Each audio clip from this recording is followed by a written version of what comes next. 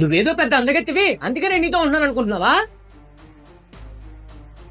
లేదా పిచ్చోళ్ళ కాలు మీద పడ్డాడు అని అలసిగా చూస్తున్నావా? అస్సలు నేను ఇంట్లో దిగినప్పటి నుంచి ప్రతిరోజు నీతో ఏదో తలెప్పే, ఏదో ఒక గొడవ. ముష్టోళ్ళ కింద పడుకోమన్నావు, వదిలేసా.